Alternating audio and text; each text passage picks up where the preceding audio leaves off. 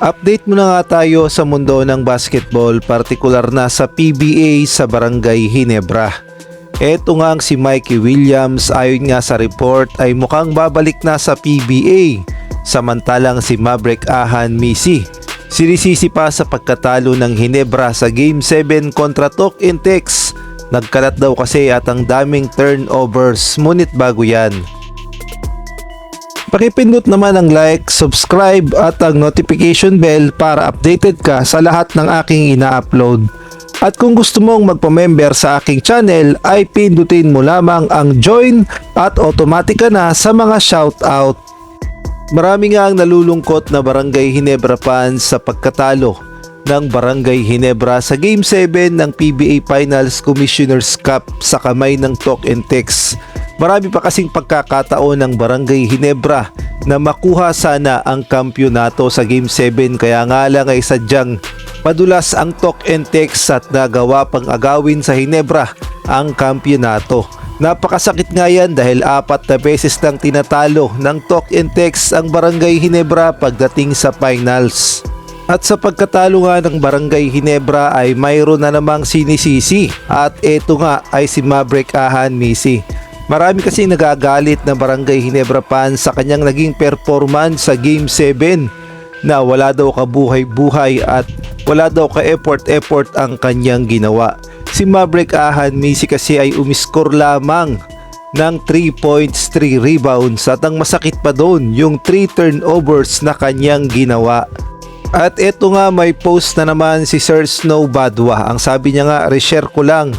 Boss Al Francis Chua, tama ba hula ko? Sulit sweldo o soli bayad? Huwag mag-away-away sa comment section.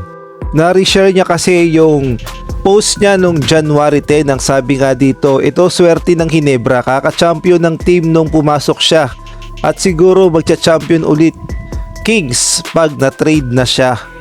At ito pa nga, may lumabas pang isang report. Ang sabi nga dito, I heard that Maverick Ahan Misi is on way out in the Barangay Ginebra lineup after his forgettable PBA Finals performance. Our source told that they will try to offer Maverick Ahan Misi to Northport Rising Star Will Navarro this upcoming 49th Philippine Cup.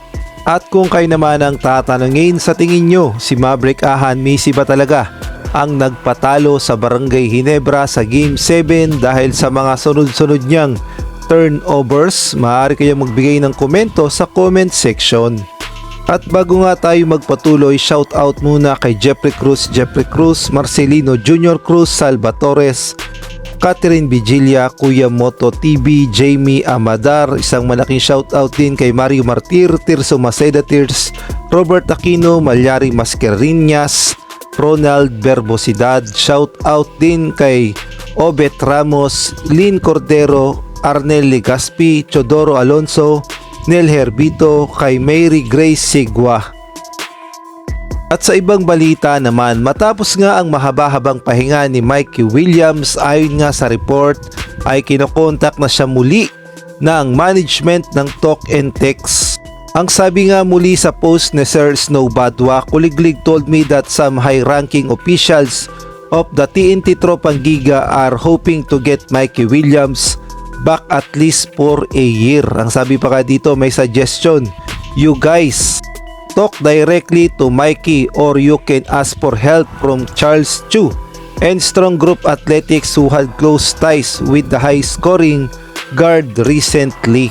So lumalabas na interesado talaga ang TNT Tropang Giga na muling makuha ang serbisyo ni Mikey Williams. At ayon pa nga sa mga lumalabas na report ay mukhang babalakin ng Talk Intex na kunin ang Grand Slam sa PBA. Kaya naman malaking bagay talaga kung muli nilang mabibigyan ng kontrata itong si Mikey Williams. Ngunit kailangan nilang bilisan dahil maraming pwedeng mag-offer kay Mikey Williams.